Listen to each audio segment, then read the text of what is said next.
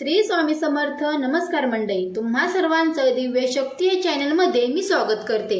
तर मंडळी, येत्या 3 जुलैला म्हणजेच की शुक्रवारी आहे संकष्ट चतुर्थी. प्रत्येक महिन्यामध्ये संकष्ट चतुर्थी येते आणि प्रत्येक चतुर्थीचं महत्त्व हे सुद्धा वेगवेगळं असतं. 3 जुलै रोजी जी चतुर्थी तिथी आली आहे तर तिला कृष्ण पिंगल संकष्ट चतुर्थी या नावाने ओळखलं जातं. या चतुर्थीचा प्रारंभ 3 जुलैला सकाळी 11:20 होणार आहे आणि समाप्ती 4 जुलैला दुपारी 12:39 होणार आहे. आणि म्हणून या चतुर्थीचा व्रत 3 जुलैला मतलब शुक्रवारी केला जाणार आहे आणि या दिवसाचा चंद्रोदय होणार आहे रात्री 9:53. तर 9:53 चंद्रदेवाची पूजा करायची आहे, गणपती बाप्पाची आरती करायची आणि नैवेद्य दाखवून तुम्हाला हे व्रत सोडायचे आहे. तर या व्रताचं शुभफळ हे प्राप्त होतं. आपल्या हिंदू धर्मात चतुर्थी व्रताला अत्यंत मोठं धार्मिक महत्त्व आहे. संकष्ट या शब्दाचा अर्थ संकटाचे निवारण करणं असा होतो. हे व्रत केवळ भगवान श्री गणेशाला समर्पित असून यामुळे व्रत करणाऱ्या व्यक्तीच्या जीवनातील सर्व अडचणी दूर होतात. एवढंच नाही तर गणपती बाप्पांना विघ्नहर्ता, बुद्धी व यशाचे प्राप्तीचे देवता मानले जातात आणि म्हणून या दिवशी खास करून मुलांसाठी काही प्रभावी उपाय केले जातात. आज व्हिडिओमध्ये मी तुम्हाला एक अत्यंत प्रभावी असा उपाय सांगणार आहे. शुक्रवारी संकष्ट चतुर्थीला तुम्ही उपास नाही केला तरी चालेल, पण प्रत्येक आईने मुलासाठी हा लंबाचा अत्यंत प्रभावी उपाय केल्याने मुलांचे सर्व दोष, अडचणी, संकट, विघ्न, हट्टीपणा दूर होईल. अभ्यासात प्रगती, नोकरीत भरभरून यश मिळेल, मुलांची प्रत्येक इच्छा ही पूर्ण होईल. तर हा अंक मंडळींनो, हा लवंगाचा उपाय कसा करायचा आहे, कोणत्या वेळेत करायचा आहे याबद्दलची संपूर्ण माहिती व्हिडिओमध्ये मी तुमच्यासोबत शेअर करणार आहे. त्यामुळे व्हिडिओ हा स्किप न करता शेवटपर्यंत नक्की पहा. चॅनलवरती नवीन आले असाल तर सबस्क्राईब करा आणि कमेंटमध्ये श्री स्वामी समर्थ किंवा ओम गण गणपती नमः हा मंत्र नक्की लिहा, जेणेकरून गणपती बाप्पाची कृपा, आशीर्वाद हा तुमच्यावर आणि तुमच्या कुटुंबावर सदैव राहील. तसेच व्हिडिओला एक लाईक नक्की द्या. या व्हिडिओमध्ये मी तुम्हाला जो उपाय सांगणार आहे ना, तर हा उपाय आपल्याला शुक्रवारी चतुर्थीच्या दिवशी करायचा आहे. सकाळपासून ते अगदी संध्याकाळपर्यंत जेव्हा केव्हा तुम्हाला शक्य होईल तेव्हा फक्त हा 11 लवंगाचा उपाय आपल्याला मुलांसाठी करायचा आहे, जो उपाय मी तुमच्यासोबत शेअर करणार आहे. तर हा उपाय अत्यंत प्रभावी आहे. हा उपाय केल्याने नक्कीच मुलांच्या जीवनातील सर्व समस्या या दूर होतील. गणपती बाप्पांना विघ्नहर्ता मानलं जातं.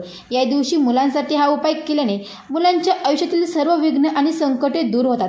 एवढंच नाही तर गणपती बाप्पा हे बुद्धी आणि ज्ञानाचे प्रतीक आहेत आणि म्हणून मुलांसाठी हा उपाय केल्याने मुलांना बुद्धी, ज्ञान आणि विविध कलेमध्ये निपुणता प्राप्त होते. त्यामुळे तुमच्या अगदी लहान मुलांपासून ते मोठ्या मुलांपर्यंत तुम्ही हा उपाय करू शकता. मुलं आणि मुली ह्या दोघांसाठी हा उपाय तुम्हाला करता येणार आहे. चतुर्थीचा दिवस मंगलमूर्ती गणरायाचा आहे. तो भक्तीच्या इच्छा पूर्ण करून त्यांना सद्बुद्धी देतो. अडचणी दूर करणारा बुद्धीचा देवता आणि विघ्नहर्ता म्हणून आपण भगवान श्री गणेशाची आराधना या दिवशी करत असतो. गणेश पुराणात आणि शास्त्रदामध्ये या दिवशी करण्यासाठी काही खास उपाय सांगितले जातात आणि तोच उपाय आज मी तुमच्यासोबत शेअर करणार आहे.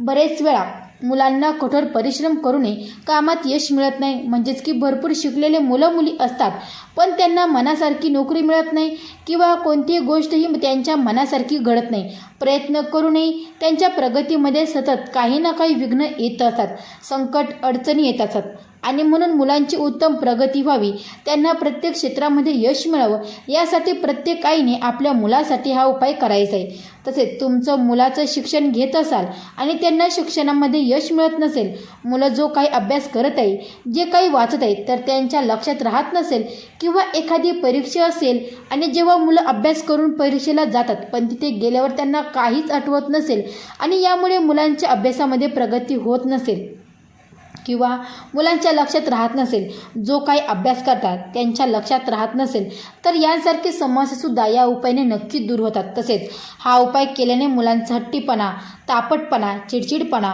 हा सुद्धा कमी होतो. मुलांच्या कुंडलीतील सर्व दोष, संकट, विघ्न, अडचणी हे सुद्धा दूर होतात आणि म्हणून हा उपाय जो आहे तर तो आपल्याला करायचा आहे.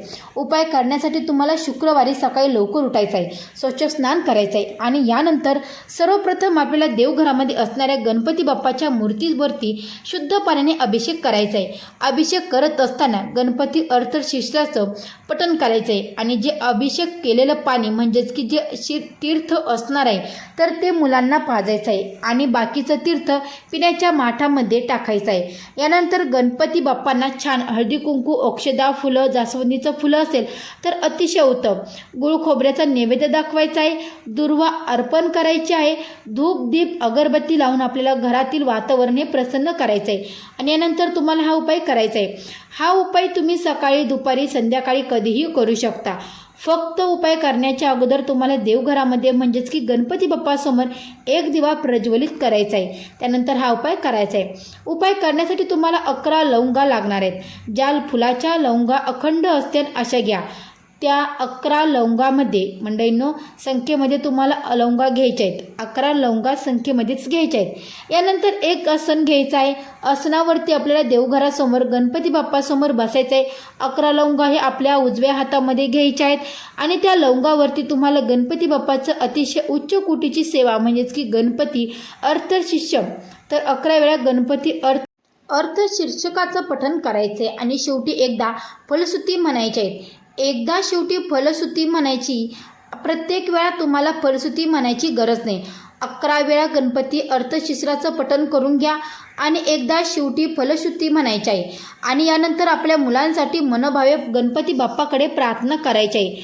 मुलांच्या आयुष्यात ज्या काही समस्या आहेत, जे काही संकट आहेत, नोकरी मिळत नाही, व्यवसाय चालत नाही, मुलांचं मन अभ्यासात लागत नाही, मुलं अभ्यास करतात परंतु ते त्यांच्या लक्षात राहत नाही, हट्टीपणा करतात, जे काही समस्या असेल तर ती मनोभावे व्यक्त करायची आहे. आणि यानंतर त्यातला एक लवंग हा आपल्याला आपल्या मुलाला खायला द्यायचा आहे. त्यानंतर 10 लवंगा या एका डब्यामध्ये भरून तशाच तुमच्या देवघरामध्ये ठेवायच्या आहेत. दुसऱ्या दिवशी पुन्हा तुम्हाला एक लवंग हातात घ्यायचं आहे आणि एक वेळा गणपती अर्थशिस्त्राचं पठण करायचं आहे आणि दुसऱ्या दिवशी दुसरी लवंग मुलांना खायला द्यायची आहे. तुम्हाला 11 दिवस ही सेवा करायची आहे. दररोज मुलांना एक लवंग जी आहे तर ती खाऊन घालायची आहे आणि फक्त पहिल्या दिवशी तुम्हाला लवंगावरती 11 वेळा गणपती अर्थशिस्त्राची सेवा करायची आहे. दुसऱ्या दिवशीपासून फक्त एकदाच तुम्हाला गणपती अर्थशिस्त्राचं पठण करायचं, एकदा फलश्रुती म्हणायची आणि त्यानंतर दुसरा लवंग खायला द्यायचा. तिसऱ्या दिवशी सुद्धा सेम तुम्हाला अशी सेवा करायची आहे आणि तिसरा लवंग खायला द्यायचा आहे. 11 दिवस तुम्हाला मुलांना ही लवंगा आहे तर त्या खाऊ घालायच्या आहेत आणि तुम्ही स्वतः या दिवसामध्ये तुमच्या मुलांमध्ये सकारात्मक बदल बघू शकतात. मुलांच्या आयुष्यात जे काही समस्या होते ना त्या कुठेतरी तुम्हाला नक्कीच कमी झालेल्या जाणवतील. आता तुमच्या घरामध्ये 2 मुलं असतील तर 2 मुलांसाठी 111 मंडळींनो 111 वेगवेगळ्या लवंगा घ्यायच्या आहेत आणि पहिल्या दिवशी सेवा करताना पहिल्या 11 लवंगा हातामध्ये घेऊन पहिली 11 सेवा करून घ्या. त्यानंतर त्या लवंगा साईडला ठेवून पुन्हा दुसऱ्या मुलांच्या 11 लवंगा हातात घ्यायच्या आहेत. पुन्हा 11 वेळा गणपती अर्थशिस्त्राचं पठण करायचं आहे.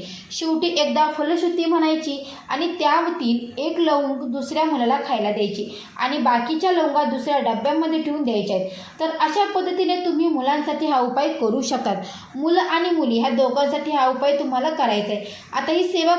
आता ही सेवा करत असताना जर अचानक महिलांना मासिक धर्म आला तर अशा वेळी ही सेवा मोठी मुलं असेल तर स्वतः मुलांनी अर्थशिस्त्राचं पठण केलं तरी सुद्धा चालेल किंवा वडिलांनी ही सेवा करून घेतली तरीही चालेल. पण जर तुमची मुलं खरंच मोठी असेल ना, त्यांना वाचता लिहिता येत असेल ना तर त्यांच्याकडूनच ही सेवा करून घेण्याचा प्रयत्न करा. छोटी मुलं जर असेल ना तर मग आई वडिलांनी ही सेवा केली तरी चालेल. घरामध्ये सुतक असेल तर हा उपाय तुम्हाला करता येणार नाही. अत्यंत प्रभावी असा हा उपाय आहे. हा उपाय केल्याने नक्कीच तुमच्या मुलांच्या जीवनात ज्या काही समस्या आहेत तर त्या दूर होतील. त्याचबरोबर आपली इच्छा मनोकामना पूर्ण करण्यासाठी या दिवशी एक दिव्य गणेश मंत्र याचं पठण तुम्ही करू शकता.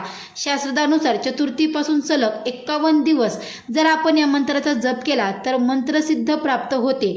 म्हणजेच की मंत्रातील ऊर्जा तुमच्या पाठीशी उभी राहते.